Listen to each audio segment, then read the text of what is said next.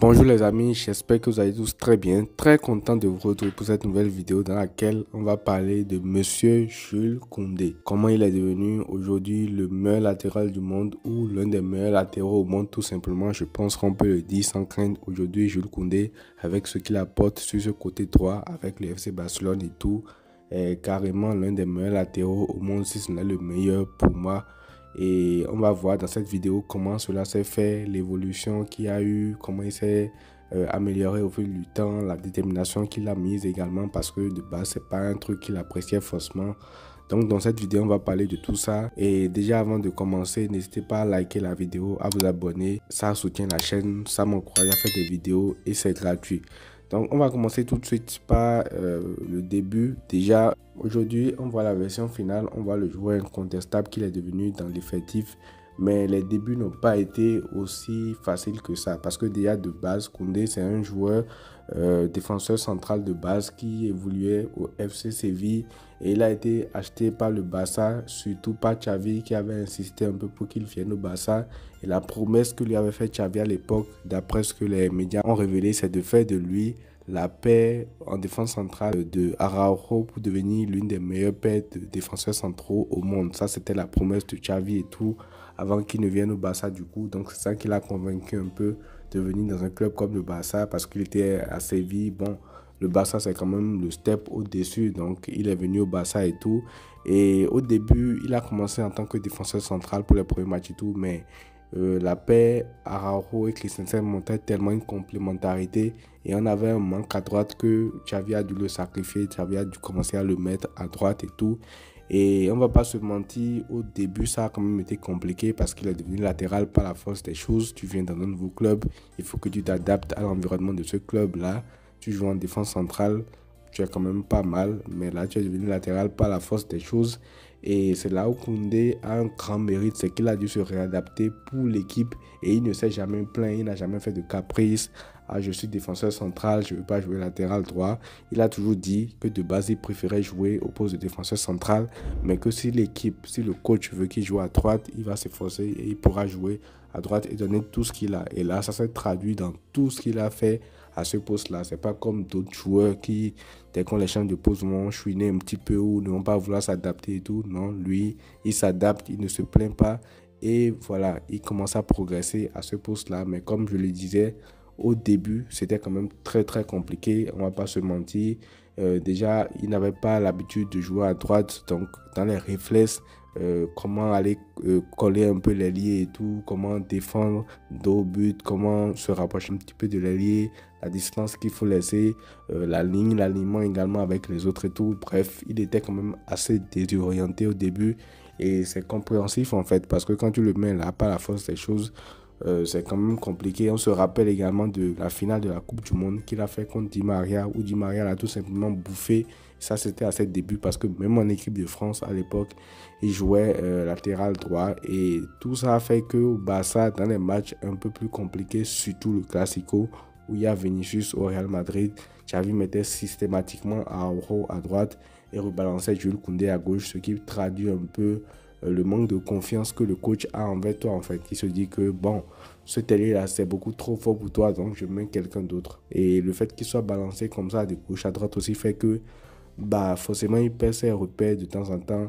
Tu joues de base dans l'as, après on te renvoie à droite et après on te renvoie dans l'as. Donc c'est quand même un peu compliqué pour lui et le déclic s'est fait la saison passée parce que la saison passée il a été l'un des meilleurs joueurs du Barça malgré la saison blanche, malgré la saison catastrophique. Il fait quand même partie des joueurs qui sont sortis du lot dans cette saison-là parce qu'il a fait une excellente saison globalement et qui a été couronné également avec un enchaînement à l'Euro où dans tout cet enchaînement-là, il a affronté les plus grands ailiers gauche au monde. Avec le Barça déjà, il a affronté Mbappé en quart de finale de la Ligue des Champions contre le PSG. À l'Euro, il a affronté Doku contre la Belgique. Il a affronté Nico Williams contre l'Espagne. Il a affronté Leao contre le Portugal. Donc, c'est un enchaînement qui lui a plutôt bien réussi parce que même à l'Euro, avec l'équipe de France, il faisait partie quand même des meilleurs joueurs. Je pense même le meilleur joueur de l'équipe de France parce qu'il a fait un Euro extraordinaire. Il n'avait pratiquement rien à se reprocher. Et avec toute la liste des ailiers que je vous ai cités là, il n'a pratiquement pas souffert contre l'un d'entre eux. C'est vrai que des fois, bon, il est un peu en difficulté, mais c'est normal quand tu affrontes des ailiers avec ces qualités-là. À un moment donné, un moment ou deux, tu vas forcément subir et tout. Mais malgré ça, il a été solide, il est devenu un rock défensivement. Et tout ça s'est traduit par un joueur qui est assez travailleur en fait. Parce que Jules Koundé, ça se voit. Lui, que ce soit sur les réseaux, tout ce qu'il pousse et tout, mais tu le ressens également sur le terrain parce que, bon, on va pas se mentir, aujourd'hui, il y a des joueurs qui sont là que pour l'image, on poste des trucs sur les réseaux et tout, mais en vrai, c'est pas trop ça. Lui, c'est pas ça. Il poste sur les réseaux qu'il travaille et tout. Il fait des séances avant, après les matchs, tout ça. Donc, ça se traduit sur le terrain en fait, parce que déjà physiquement, tu sens une différence entre le joueur qui était arrivé à l'époque et le joueur qu'il est devenu aujourd'hui. Il travaille très très bien et il le dit même lui aussi qu'aujourd'hui ne s'est jamais senti aussi bien physiquement que dans toute sa carrière en fait. Donc ça montre que physiquement il est à l'aise, il est affûté et ça se ressent sur le terrain et il commence à s'habituer à ce poste de latéral droit là. Il commence à prendre ses repères, il commence à prendre ses marques, il commence à pouvoir jouer avec ça. Et ça, c'était l'étape numéro 1 en fait pour un latéral parce que quand tu es latéral, défendre c'est bien, mais avec le foot moderne et tout, un latéral doit pouvoir monter et aider offensivement. Donc ça, c'était l'étape 1. Il est devenu un rock défensivement, mais il y avait toujours ce aspect offensif où on pouvait lui faire un peu de reproches, même si avec tout ce qu'il apportait défensivement, moi, j'étais satisfait et tout. Mais il y avait toujours ce truc-là de se dire qu'offensivement, il peut apporter plus et tout. Surtout dans un club comme le Barça qui est basé sur l'offensive, où tu as eu un Dani Alves qui a quitté le club et tout. C'est quand même mieux d'avoir un latéral qui peut également apporter ne serait-ce qu'un peu offensivement. Et c'est là que tu vois qu'il travaille en fait, parce qu'il a progressé également sur ces lacunes-là qu'il avait offensivement. Et je pense que Lamine Yamal a été un joueur qui a aidé beaucoup pour ça parce que tu sens qu'aujourd'hui, ils ont une complémentarité, une compréhension entre eux qui est tout simplement énorme en fait. Et tu sens même que Lamine Yamal bonifie Koundé et Koundé bonifie Lamine Yamal. Au début, quand Lamine Yamal a été placé à droite avec lui, au début, il ne se comprenait pas trop. Bon, Lamine Yamal l'aidait en défense et tout, mais offensivement, il n'arrivait pas à proposer grand-chose. Mais aujourd'hui, systématiquement, il se cherche, il se trouve. Dès que Lamine Yamal a le ballon, Koundé va faire un appel. Ou dès que Koundé a le ballon, Yamal va faire un appel. Et ça marche très bien entre les deux sur le côté droit. Et même défensivement, ils se comprennent très très bien. Donc je pense que Lamine Yamal a aidé aussi en quelque sorte dans le développement du caractère offensif de Jules Koundé. Parce qu'il ne s'est jamais aussi très bien senti qu'avec l'ailier espagnol. Et aussi, un petit reproche qu'on pouvait lui faire au début, c'était la qualité de ses centres. Parce que forcément, quand tu commences à jouer arrière droit, tu vas te retrouver beaucoup de fois dans des situations de centre et tout. Donc ça aussi, je pense qu'il s'est amélioré considérablement dans cet aspect-là. Et on l'a vu même contre les Rouges de Belgrade. Je pense que ça a été le match offensivement ultime pour lui dans sa carrière et tout. Il a fait 3 passes D et que des passes de qualité.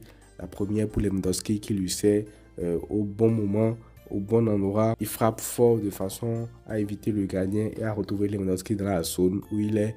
Le deuxième, c'était pour Rafinha, entrée de zone, où il lève la tête avant de centrer, il voit Rafinha, il le sait. Et le troisième, c'était pour Fermin Lopez, également placé dans une zone idéale. Donc, en termes d'apport offensif, je pense que c'est son meilleur match. Encore une fois, il y avait Lamine Yamal à ses côtés. Donc, il a amélioré également la qualité de ses centres.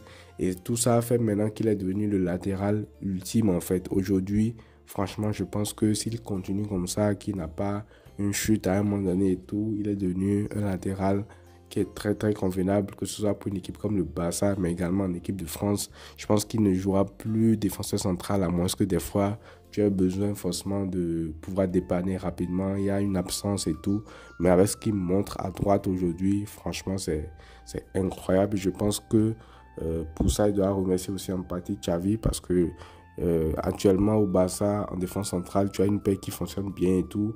On lui a trouvé ce poste-là. Enfin, Xavi l'a forcé à ses débuts, mais lui aussi s'est adapté et tout. Et c'est ça son mérite aussi, parce qu'il y a beaucoup de joueurs qui se seraient dit, moi je ne veux pas faire les efforts pour ça, je vais jouer à mon vrai poste, qui auraient refusé en fait d'apprendre. Mais lui, il n'a pas refusé d'apprendre. Certes, il va encore progresser, parce que même aujourd'hui, tu le vois dans les conduites de balle, la conservation du ballon, pouvoir éliminer 1 ou 2 adversaires, conserver le ballon, ça c'est des trucs qu'on ne voyait pas du tout avant avec Koundé. Mais aujourd'hui, tu sens que même dans ça, il est en train de progresser petit à petit. Et travailleur qu'il est, déterminé qu'il est, acharné qu'il est, je pense que avec le temps aussi, il ne deviendra que meilleur encore peu ce qu'on voit actuellement. Donc voilà, je pense que c'est tout ça, tout cet ensemble-là qui a fait que Koundé est devenu le latéral qu'il est aujourd'hui et on en profite énormément parce que c'est l'un des joueurs les plus utilisés du Barça de Hansi Flick à juste titre parce qu'il apporte énormément sur ce côté droit-là. Donc voilà les amis, c'est tout pour cette vidéo-là sur Jules Koundé. Je tenais forcément à revenir sur tout ce qu'il a fait avec le Barça ces dernières années et aujourd'hui il est devenu un joueur totalement ultime parce qu'offensivement on parle de Yamal, on parle de Lewandowski et tout, mais je pense que dans l'aspect défensif aussi c'est un joueur qui mérite assez de crédit. J'avais déjà parlé la trêve passée de la défense centrale, Koubassi, Inigo, j'avais parlé de Baldé aussi, là il était temps de dire un mot également sur Jules Koundé qui est un joueur très important dans le Barça de Hansi Flick. Donc n'hésitez pas à me dire ce que vous en avez pensé dans les commentaires de cette vidéo, je vous lirai. Prenez tout soin de vous les amis et à très vite.